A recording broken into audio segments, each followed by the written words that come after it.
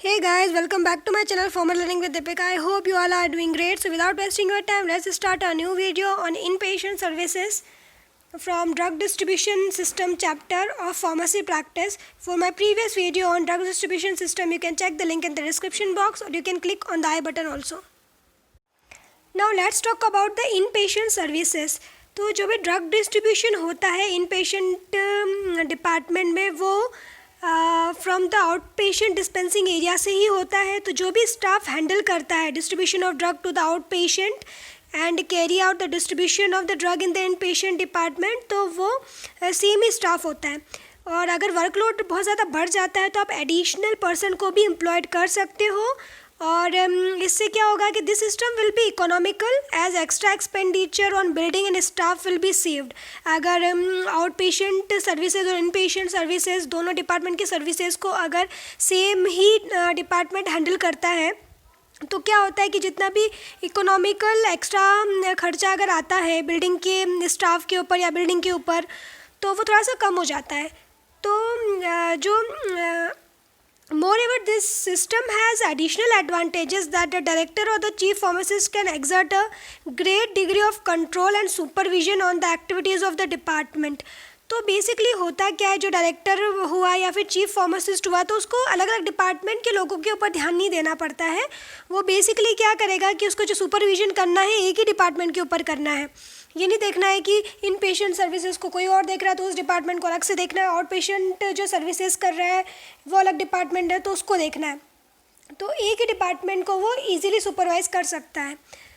और जो इन patient department रहता है बेसिकली वो कहाँ पर होना चाहिए, आपके ग्राउंड फ्लोर पे लोकेट होना चाहिए या फिर फर्स्ट फ्लोर पे लोकेट होना चाहिए किसी भी बिल्डिंग की. तो इससे क्या होता है कि जितने भी आउट पेशेंट रहते हैं वो भी इजीली वहाँ पर विजिट कर सकते हैं. प्लस जो कि आपके हॉस्पिटल के जो पर्सनस हैं जो भी वार्ड बेस्ड सिस्टम है या नर्सिंग जो रहता है डिपार्टमेंट तो वो भी ईजिली क्या रहता है कि विजिट कर सकता है. तो यहाँ पर जो पर्सन चाहिए रहता है आपको एक स्किल्ड पर्सन चाहिए रहता है, क्वालिफाइड स्टाफ चाहिए रहते हैं जो कि इस फार्मेसी में पर्टिकुलर फार्मेसी में वर्क करते हैं. तो जो इन पेशेंट फार्मेसी रहता है बेसिकली वो मल्टी फंक्शनल डिपार्टमेंट रहता है जो कि आपके ड्रग के स्टोरेज, उसका dispensing, manufacturing of ivy fluids and parentals ये सब भी करता है. तो इसलिए उसको मल्टी फंक्शनल डिपार्टमेंट बोला जाता है. और अभी जो रिसेंटली कुछ एडवांटेजेस है कि इन लोगों ने क्या करा है कि सैटेलाइट फार्मेसी एक नया वर्ड निकाला है. तो सैटेलाइट फार्मेसी बेसिकली होता क्या है कि आपका सेंट्रल फार्मेसी से सारा सामान नहीं जाता है. मतलब कि एक ही फार्मेसी नहीं है कि एक ही फार्मेसी से आप सेंट्रल से सारी चीज़ें ले जा रहे हो. तो इसमें क्या रहता है हर एक फ्लोर पे आपका एक छोटा सा फार्मेसी बना दिया जाता है. तो उस फ्लोर के जो लोग रहते हैं उस फार्मेसी पे विजिट करते हैं और सारी चीज़ें लेके जाते हैं. जितनी भी मेडिसिन वगैरह उनको रिक्वायर्ड होती है हर एक वार्ड में वहाँ से ले लेते हैं. जैसे सेकंड फ्लोर है तो सेकंड फ्लोर पे एक छोटा सा फार्मेसी रहेगा, थर्ड फ्लोर है तो थर्ड फ्लोर पे एक छोटा सा फार्मेसी रहेगा. तो बेसिकली ये मल्टी स्टोरी बिल्डिंग्स के लिए यूज़ किया जाता है क्योंकि बार बार सेंट्रल फार्मेसी में आके ड्रग्स को ले जाना नीचे ऊपर करना बहुत मुश्किल हो जाता है. उसके लिए आपको ज़्यादा स्टाफ की रिक्वायरमेंट होती है. तो यहाँ पर क्या रहेगा कि अगर आप सैटेलाइट फार्मेसी बना देते हो हर एक फ्लोर पे तो सभी के लिए ईजी होता है और ऊपर से वो टाइम कंज्यूमिंग भी नहीं रहता है. ठीक है, तो ये चीज़ रहती है. तो जो इन पेशेंट सर्विसेज सिस्टम रहता है उनको 4 पार्ट में डिवाइड किया गया. एक है आपका इंडिविजुअल प्रिस्क्रिप्शन ऑर्डर सिस्टम, दूसरा है आपका कंप्लीट फ्लोर स्टॉक सिस्टम, तीसरा है आपका combination of the above mention and चौथा है आपका यूनिट डोर डिस्पेंसिंग मेथड. तो जो इंडिविजुअल प्रिस्क्रिप्शन ऑर्डर सिस्टम रहता है इसमें क्या रहता है इस सिस्टम में कि बेसिकली आपका जितने भी आपके स्मॉल या फिर प्राइवेट हॉस्पिटल्स रहते हैं उनमें यूज़ होता है because of its economic consideration and reduce man power requirement. कि जहाँ पर ज़्यादा पैसे नहीं होते जिन लोगों के पास में या फिर ज़्यादा लोग नहीं काम करते वहाँ पर, तो वहाँ पर आप इंडिविजुअल प्रिस्क्रिप्शन ऑर्डर सिस्टम को यूज़ करते हो. तो इसके एडवांटेजेस क्या होते हैं कि जितने भी मेडिकेशन ऑर्डर्स रहते हैं वो डायरेक्टली रिव्यूड होते हैं फार्मासिस्ट के थ्रू. इससे क्या रहता है कि मेडिकेशन एरर आने के चांसेस जो रहेंगे वो बहुत ही कम होते हैं. फिर एक और एडवांटेजेस क्या रहता है कि ये क्लोजर लाइजन प्रोवाइड करता है among the pharmacist, physician, nurse and the patient.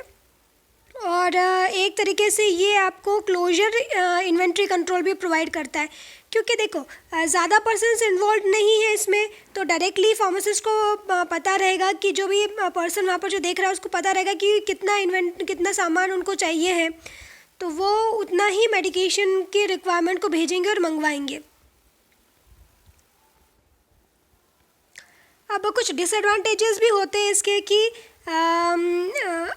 इसमें मेडिकेशंस जो रहती है उसमें डिले हो सकता है, क्योंकि यहाँ पर क्या ज़्यादा पर्सन नहीं है, तो एक ही पर्सन काम कर रहा है, तो ऑब्वियस सी बात है कि थोड़ा सा डिले तो हो गई। अगर आपके पेशेंट ज़्यादा हो गए तो उनको एडमिनिस्ट्रेशन करने के लिए मेडिकेशन में डिले हो सकता है, प्लस जो पेशेंट के चार्जेस रहते हैं वो भी इंक्रीज़ हो जाते हैं। अब आता है कंप्लीट फ्लोर स्टॉक सिस्टम। तो कंप्लीट फ्लोर स्टॉक सिस्टम जो रहता है बेसिकली इसमें क्या रहता है, ड्रग स्टोर्ड होती है at the nursing station and are administered by a nurse according to the chart order of the physician.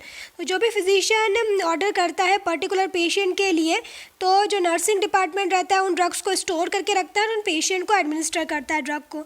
और this is only commonly used drug are stock on the floor. और जो जितनी भी मतलब commonly use drug है उन्हीं को store किया जाता है फ्लोर पे। बाकी जो भी मेडिकेशन होती है जो कि रेयरली यूज होती है या फिर कॉस्टली ड्रग होती है तो उनको स्टॉक करके नहीं रखते फ्लोर पे। वो जब भी डिस्पेंस की जाती है, जबकि फिजिशियन कोई ऑर्डर इशूड करेगा फॉर अ इंडिविजुअल पेशेंट, तभी उन मेडिकेशंस को रख सकते हैं। तो ये मेनली ये सिस्टम उन हॉस्पिटल्स में यूज़ होता है जो कि चार्जेबल हॉस्पिटल्स रहते हैं, और या नॉन चार्जेबल हॉस्पिटल्स रहते हैं उनमें यूज़ करते हैं। तो जो रेयरली यूज मेडिकेशंस रहती है उनको तो आप चार्जेस लेते हो, लेकिन जो भी सिंपली जो नॉन चार्ज मेडिकेशंस है तो उनको तो फ्लोर पे आप ऐसे ही रख सकते हो विदाउट चार्जेस में। तो पेशेंट को वो विदाउट चार्जेस प्रिस्क्राइब की जाती है वो सारी मेडिकेशन। तो इसके भी कुछ एडवांटेजेस है कि इसमें रहता है कि drugs are readily available for the administration, then the minimum returns होता है गुड्स का, जितनी भी ड्रग्स वगैरह हैं आपका उसका मिनिमम रिटर्न होता है। और जो ये रहता है कि इसमें जितने भी इन पेशेंट प्रिस्क्रिप्शन ऑर्डर है वो भी रिड्यूस हो जाते हैं, और deduction in the number of pharmacy person required, क्योंकि डायरेक्टली नर्सेस के थ्रू सारी चीज़ें हो रही है तो फार्मेसी पर्सनस की भी ज़्यादा रिक्वायरमेंट नहीं होती है, क्योंकि फार्मेसी पर्सन एक बार वार्ड को सारा स्टॉक प्रोवाइड कर देता है तो उसी में से नर्सिंग स्टाफ जो रहता है वो उन मेडिकेशन को प्रोवाइड करता है। तो अब इसके कुछ डिसएडवांटेजेस भी है। इसमें क्या रहता है कि मेडिकेशन एरर आने के चांसेस ज़्यादा हो जाते हैं, क्योंकि फार्मासिस्ट के ज़्यादा इन्वॉल्वमेंट नहीं रहता है इसमें, तो मेडिकेशन एरर आने के चांसेस होते हैं। दूसरा क्या रहता है कि इन्वेंट्री कंट्रोल जो रहता है वो इंक्रीज़ हो जाता है, उसमें इंक्रीज़ होने के चांसेस होते हैं। फिर उसके बाद में क्या रहता है कि increase chances of drug degradation due to the lack of the proper storage facility due to unnoticed drug and degradation. तो ड्रग के डिग्रेडेशन होने के चांसेस ज़्यादा होते हैं, क्योंकि पर्टिकुलर नर्सिंग स्टाफ को इसका पता नहीं होता है कि कैसे स्टोर करके रखना है, या कौन सी ड्रग का एक्सपायरी पीरियड आ गया है, ये पहले डिग्रेड हो सकती है जिसको पहले यूज़ कर लें। फिर जो नर्सेस का वर्कलोड है वो बढ़ जाता है, तो ये डिसएडवांटेजेस होते हैं।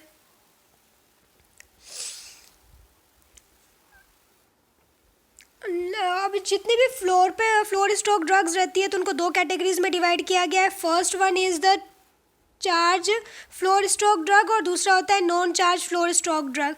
तो जो फ्लोर स्टॉक ड्रग्स होती है वो बेसिकली जो dispensing of charge floor stock drugs होती है वो क्या होती है आपकी कि जितनी भी मेडिकेशन इसमें से पेशेंट को प्रोवाइड की जाएगी उसके चार्जेस देने पड़ते हैं पेशेंट को।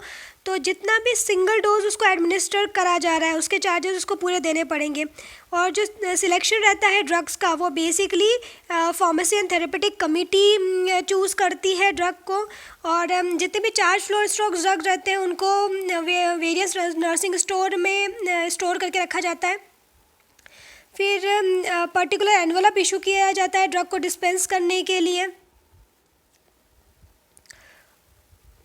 और अब आता है आपका non charge floor stock drug. तो जो non charge floor stock drugs रहती हैं उनके लिए पेशेंट को कोई भी चार्ज नहीं देना पड़ता है।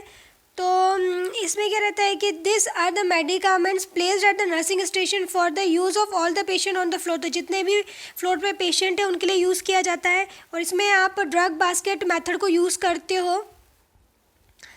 तो बेसिकली ड्रग बास्केट मेथड जो रहती है वो वहाँ पर अडॉप्ट की जाती है जहाँ पर नर्सेस मेडिकेशन को चेक करती है हर एक रूम में, और रेफ्रिजरेटर में चेक करती है, और एक मटेरियल लिस्ट प्रिपेयर करती है फार्मेसी के लिए कि कौन सी मेडिकेशंस की रिक्वायरमेंट है। तो फिर नर्सेस रिक्विजिशन फिल करती है और उसको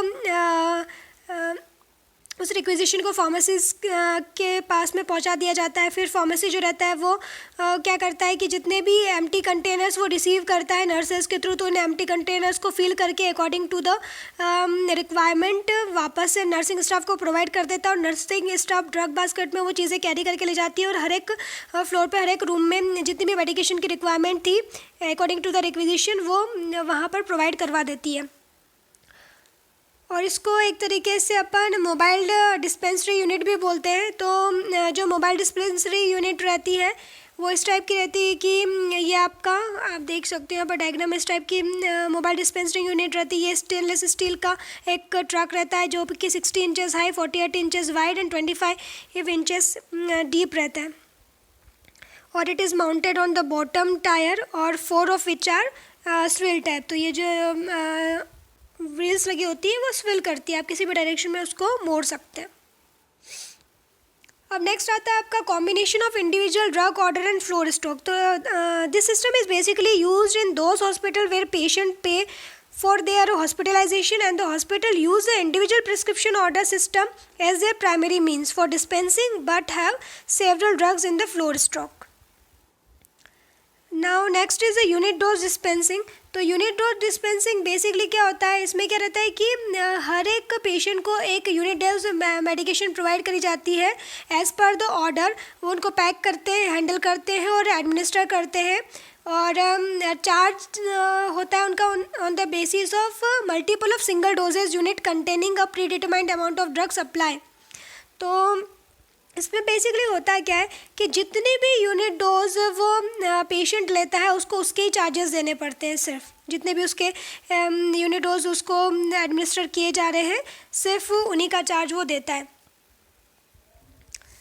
सपोज़ करो कि एक जो डोसेस फॉर्म है उसमें क्या रहता है, 1 टैबलेट है, 1 कैप्सूल है या 10 ml का ओरल लिक्विड है, तो ये उसका एक टाइम का मॉर्निंग का डोज हुआ, फिर इवनिंग का डोज अलग रहता है। तो ऐसे जितने डोजेस वो ले रहा है तो वो उसको फार्मासिस्ट क्या करता है कि सिंगल यूनिट डोज में प्रिपेयर करके देता है, तो उसके ही बेसिस पे उनको उनके चार्जेस देने पड़ते हैं। तो अब इसके जो एडवांटेजेस होते हैं वो क्या होते हैं कि patient receive improve services and are charge only for those dosages which are administer. तो पेशेंट जो रहेगा क्या इम्प्रूव सर्विसेज रिसीव कर रहा है और उसको उन्हीं का चार्जेस देना है जो कि वो मेडिकेशन ले रहा है, और इससे नर्सेज को ज़्यादा टाइम मिल जाता है for the direct care of the patient. इसमें मेडिकेशन एरर आने के भी चांसेस रिड्यूस हो जाते हैं और ज़्यादा स्पेस अवेलेबल हो जाती है नर्सिंग स्टेशन में। जो फ्लोर स्टॉक बल्कि फ्लोर स्टॉक अपन रख रहे थे तो वो एलिमिनेट हो जाएगा, तो इससे स्पेस ज़्यादा अवेलेबल हो जाएगी और इससे वेस्टेज होने का ड्रग के वो भी चांसेस कम होता है।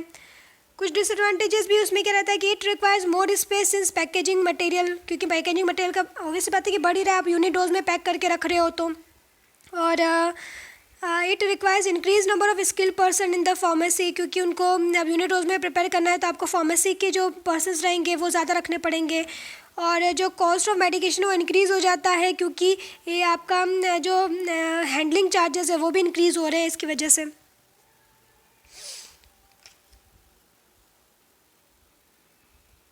That's all for today. Thank you for watching. I hope you are liking my videos. If you like my videos, then subscribe to my channel and share my videos as much as you can with your friends and family members.